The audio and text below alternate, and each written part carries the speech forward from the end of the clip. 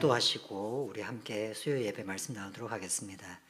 하나님 아버지, 또 주님께서 함께 해주시고 또 날마다의 삶 속에서 생기는 갑작스러운 어려움도 주님께서 붙잡아 주시기를 원합니다. 특별히 크리스마스가 다가오는 이 시점에 다시 한번 예수님을 생각하며 그 예수님 앞에 나아갈 수 있도록 주여 인도해 주시고, 정말로 우리가 믿는 바대로 예수님이 우리에게 주시는 새로운 힘을 얻을 수 있도록 주여 인도하여 주시옵소서. 감사를 드리오며 예수님의 이름으로 기도드렸습니다. 아멘. 네, 먼저 방송 장비 중에 영상 장비를 지금 작동을 제가 잘 할 수가 없어서 이번 주는 그냥 자막만 영상으로 내보내는 방식으로 설교를 할까 합니다. 양해해 주시길 바랍니다. 오늘은 누가복음 1장 1절에서 4절까지의 말씀을 가지고 예수님의 탄생을 생각하라라는 제목으로 말씀을 전하고자 합니다. 크리스마스가 다가옵니다. 다음 주면 벌써 크리스마스가 되죠. 코로나19가 온 이후로 크리스마스 행사를 할 수 없었고 아마 올해도 크리스마스 행사는 할 수 없을 것입니다. 대신 그래서 이미 말씀드린 대로 온라인으로 크리스마스 이브 행사 24일 금요일 저녁 행사를 할까 합니다. 준비하는 입장에서 이렇게 말씀드리는 게 참 송구스럽기는 하지만 큰 기대는 하시지 않으셔도 괜찮을 것 같습니다. 그렇게 많은 준비를 할 수 있는 상황이 또 아니기 때문입니다. 그냥 아무것도 없이 지나갈 수 없다는 생각에 이렇게 준비를 하고 있는 것이라고 이해해 주시면 좋겠습니다. 그렇듯이 이런 크리스마스는 그냥 지나갈 수는 없습니다. 크리스마스가 오면 그냥 지나가지 않고 뭐라도 해야 될 것 같은데 도대체 우리는 뭘 해야 될까요? 명절 때가 되면 특유의 분위기가 있습니다. 설날은 떡국을 먹고 한복을 입고 세배를 하기도 합니다. 그리고 추석이면 우리가 송편도 만들고 과일을 주로 선물로 주고받기도 합니다. 그렇듯 명절이라고 매년 돌아오는 명절은 그 명절이 가진 독특한 음식, 독특한 어떤 행동 아니면 독특한 옷 같은 것이 있습니다. 그렇다면 크리스마스는 무엇이 독특해야 할까요? 예전 같았으면 크리스마스가 되면 카드를 썼습니다. 여러분 생각하실런지 모르겠지만 학교에서도 카드 만들기를 해서 친구들끼리 카드를 만들어서 서로 주고받기도 했습니다.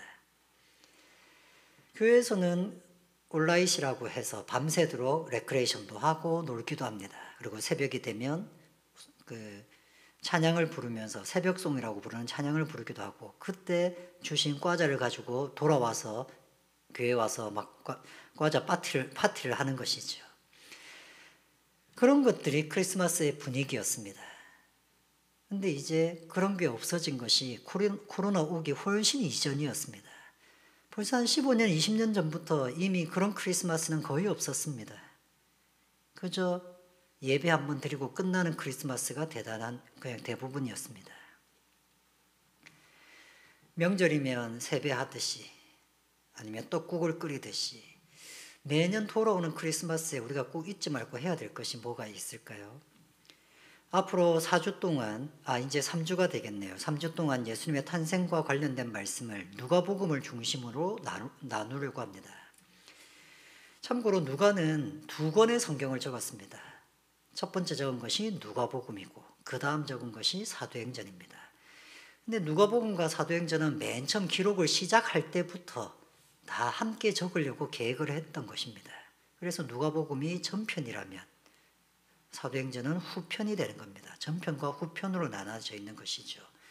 그래서 예수님의 탄생부터 교회가 성장했던 이 모든 과정을 누가는 자세히 살펴보고 기록을 했던 것입니다.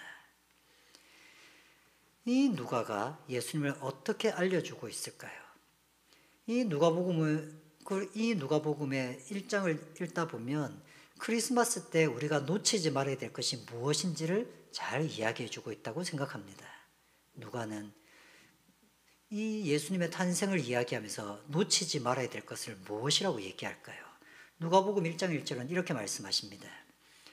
우리 중에 이루어진 사실에 대하여 처음부터 목격자와 말씀에 일꾼된 자들이 전하여 준 그대로 내력을 저술하려고 붓을 든 사람이 많은지라. 우리가 미처 생각하지 못했던 사실 하나를 누가는 알려줍니다. 우리는 예수님의 이야기가 성경책밖에 없다고 생각을 합니다. 우리가 본 것이 성경밖에 없으니까요. 근데 누가는 그 당시 초대 교회가 있을 그 당시에 이렇게 얘기한 겁니다. 우리 중에 이루어진 사실, 예수님의 십자가와 부활에 대한 말씀이겠죠. 그리고 그 이후에 교회가 어떻게 성장했는지 이 모든 것들을 다 포함하고 있는 말씀인 겁니다. 자기가 경험했던, 누가도 경험했고 그 동시대의 다른 사람도 함께 경험하고 있는 우리 중에 이루어진 사실에 대하여 처음부터 목격자와 말씀에 일꾼된 자들이 전하여 준 그대로, 목격자라고 하는 것은 예수님의 십자가를 염두에 둔 것 같습니다. 십자가와 부활. 그래서 그걸 직접 목격한 사람들, 아마 제일 먼저 들어가야 될 사람들은 예수님의 12제자일 것이고, 두 번째로 들어가야 될 사람들이 있다면 같이 다녔던 그 무리들이었을 겁니다. 그리고 세 번째로 있다면 예루살렘 성에 살면서 예수님의 부활을 직접 목격했던 수많은 사람들, 5천 명에게 한꺼번에 보이셨다고 하는 그 말씀처럼 수많은 사람들이 예수님을 직접 봤다는 목격자들이 있었습니다. 그리고 말씀에 일꾼된 자들, 이 사람들이 사도들이고 전도자들이었던 것이죠. 이 사람들이 전하여 준, 그들이 예수님의 십자가와 부활을 전하여 주는데 그것을 그대로 적었는데 그 내력을 살폈다는 겁니다. 마치 기자처럼 이게 정말 맞는가? 그 목격자에게 물어보고 이렇다고 하고 이 사람 저 사람 말을 맞추어서 맞나 확인해보고 내력을 저술을 하려고 붓을 든 사람이 많았다는 것입니다. 여러 사람들이 그 내용을 적었습니다.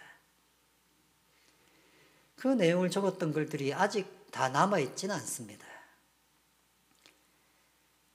그리고 그 내력을 적었다는 것을 보면 그 당시 사람들이 한두 명이 그것을 적었던 것처럼 보이지는 않습니다. 비록 아직까지 남아있는 것은 아니지만 우리는 성경이 마태, 마가, 누가, 요한만 우리가 봤기 때문에 이것만 기록된 말씀이라고 생각합니다. 하나님께 계시로 받았던 말씀이라면 마태가 계시로 받은 말씀을 적으면 됩니다. 그러나 신약성경의 복음서는 계시의 말씀이기도 하면서 또한 동시에 목격자의 목격담이기도 합니다. 예수님이 이렇게 얘기하셨고 예수님이 이런 일을 하셨고 그 목격담을 기록한 것입니다. 그것은 굳이 계시가 아니었다 하더라도 목격한 사람이라면 누구라도 적을 수 있는 글이었습니다.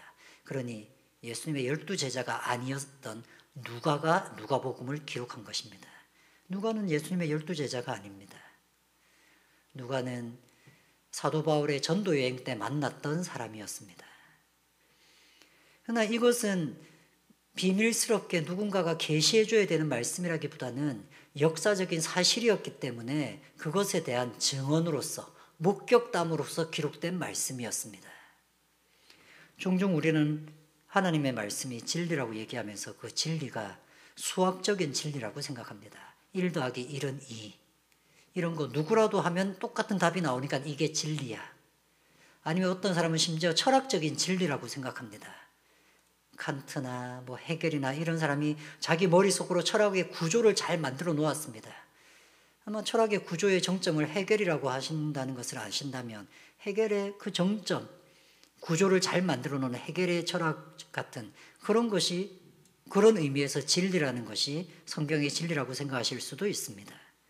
하지만 우리가 보고 있는 성경은 그런 의미에서 진리가 아니라 역사적인 사실이어서 진리인 것입니다. 그 일은 정말로 일어났어. 정말 그건 진실이야. 라는 의미에서 진리라는 것입니다. 그렇기 때문에 누가가 이 일을 기록한 것입니다. 계시를 받아서 황홀경 가운데서 이 글을 기록한 것이 아니라 그렇게 증언자들을 찾아다니면서 그 증언자들의 이야기를 기록한 것이었습니다. 여러분, 예수님의 탄생은 역사적인 사실입니다. 그것을 전제하고 성경을 읽어야만 합니다. 저는 소설을 별로 좋아하지 않습니다. 대신 소설 말고 실제 이야기를 적어놓은 것들은 좋아하죠. 실제 사건에 대한 기록들, 마치 기자가 파고 들어가듯이 이렇게 추적하듯이 하는 그런 책들은 좋아합니다. 근데 소설과 이런 책들은 참 큰 차이가 있는데, 소설은 그때그때마다 그 장면마다 거기에 등장하는 인물들의 감정선이 드러나 있습니다. 그가 어떤 감정을 갖고 이렇게 말했고 이렇게 행동했는지를 소설가들은 다 기록을 하죠. 그래서 더 흥미진진하고 사건이 더 잘 이해가 됩니다. 그러나 실제로 다큐멘터리 같은 글들을 읽다 보면 거기에 등장하는 등장인물의 감정선 같은 것은 잘 드러나지 않습니다. 사건들, 했던 말들만 드러나죠. 여러분, 복음서는 후자에 가까운 책입니다. 감정이 조금 드러나긴 하지만 대부분은 사건, 그리고 했던 말들을 중심으로 기록되어 있습니다. 이게 증언이라는 것이죠. 크리스마스가 매년 돌아오면 우리는 이것을 잊지 말아야 됩니다. 크리스마스가 돌아오면 이 예수님의 탄생은 역사적인 사실이었기 때문에 진리라는 것입니다. 그래서 2절은 처음부터 목격자와 말씀에 일꾼된 자들이 전해준 그대로 내력을 저술하려고 붓을 든 사람이 많았다고 얘기합니다. 한두 명이 얘기한 것이 아닙니다. 모든 그 많은 사람들이 다 계시를 받아서 글을 적었다기보다는 자기가 본 게 있고 자기가 들은 게 있으니까 글을 남긴 것입니다. 여러분, 성경 말씀은 그렇게 기록으로 남아 있었던 것입니다. 역사적인 사실이 아니었다면 그 당시 사람들은 이 말을 믿지 않았을 겁니다. 그러나 이것이 역사적인 사실이었기 때문에 많은 사람들이 자기도 일기를 적듯이 아니면 친구한테 편지 글로 예수님에 대한 이야기를 적을 수가 있었다는 것입니다. 여러 사람들이 이미 많은 증언을 했고 기록을 했지만 누가도 그 여러 사람들 중에 한 명으로 동참하기 위해서 기록을 한 것이 누가복음 사도행전이었습니다. 그러면서 자신은 특별히 왜 이렇게 기록했는지 그 기록의 이유를 1장 3절은 이렇게 알려줍니다. 그 모든 일을 근원부터 자세히 미루어 살핀 나도 누가는 이미 살펴보았습니다. 그래서 예루살렘에 와서 예수님의 어머니를 만나서 어머니한테 많은 것을 물어본 것 같습니다. 그래서 누가복음에는 예수님의 어머니 마리아의 입장에서 경험한 것들이 기록되어 있습니다. 누가가 아니었다면 우리는 어머니의 심정을 잘 몰랐을 것입니다. 나도 데오빌로 각하에게 차례대로 써보내는 것이 좋은 줄 알았노니 데오빌로 각하한테 보낸 책이었습니다. 각하라는 말을 보면 이 사람은 되게 높은 지위에 있는 사람이었던 것으로 보입니다. 그 사람이 이미 예수님을 믿었던 것으로 보이는 정황이죠. 전도하려고 이 글을 보냈다기보다는 이미 믿고 있는 데오빌로에게 자, 어떻게 당신이 지금 이렇게 믿게 되었는지 그 시작은 예수님이 이렇게 탄생하셨고 사실 때 이렇게 얘기하셨고 돌아가시는 순간은 이랬고 그리고 나서 부활하시고 나서 사도행전으로 넘어가서 교회는 어떻게 성장을 했고 그때 사도 바울은 어떤 일을 겪었고 그래서 오늘날 데오빌로 각하가 예수님을 믿게 된 겁니다. 그렇게 이해시키려고 했던 것이죠. 근원부터 자세히 미루어 살폈던 누가. 그래서 그는 아주 꼼꼼하게 누가복음을 기록했습니다. 다른 복음서보다 더 꼼꼼하죠. 그리고 대체로 시간도 잘 맞고요. 시간 순서도. 그래서 누가는 그 글을 데오빌로에게 보냈던 것 같습니다. 왜 이미 예수님을 믿고 있는 데오빌로에게 이렇게 내용을 자세하게 예수님의 탄생, 죽으신 부활, 교회의 성장, 전도자들의 이름 이런 것들을 자세하게 이야기로 다 정리해서 데오빌로에게 보내야만 했을까요?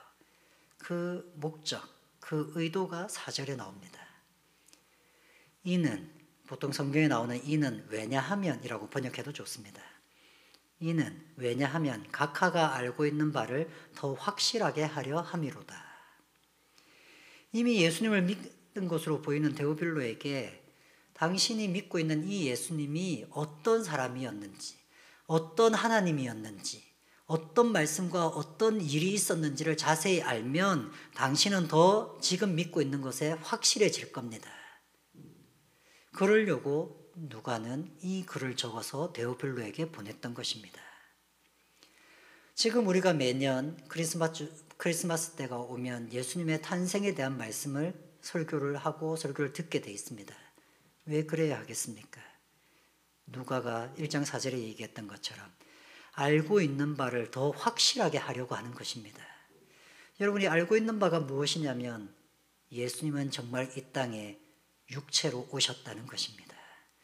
이거는 정말로 있었던 역사적 사실이었다는 것을 다시 한번 확인하는 시간, 그것이 크리스마스라고 생각합니다. 크리스마스, 이날은 예수님을 기억하는 날이 되었으면 좋겠습니다. 우리는 보통 어떤 분이 돌아가시면, 아버지나 어머니, 할아버지, 할머니가 돌아가시면 돌아가신 날을 기일이라고 해서 기일을 기념합니다. 살아있을 때는 생일을 기념하는 것이고 돌아가시면 기일을 기념하는 것입니다. 그런데 우리는 예수님의 탄생을 기념하죠. 왜냐하면 돌아가시지 않으셨으니까요. 탄생을 기념하신다는 것, 그리고 기일을 우리가 알지 못한다는 것은 지금도 예수님이 우리와 함께 살아계신다는 이야기이기도 합니다. 예수님께서 우리와 함께 계신다는 것을 믿으시고 그 예수님이 실제로 내가 걸었던 이 땅과 이 하늘을 보시면서 살아가셨던 실제 사람이라는 것을 믿으시고 그 예수님이 나를 위해서 하신 일도 믿으시는 귀한 크리스마스가 되시기를 바랍니다. 우리 같이 함께 기도하시겠습니다.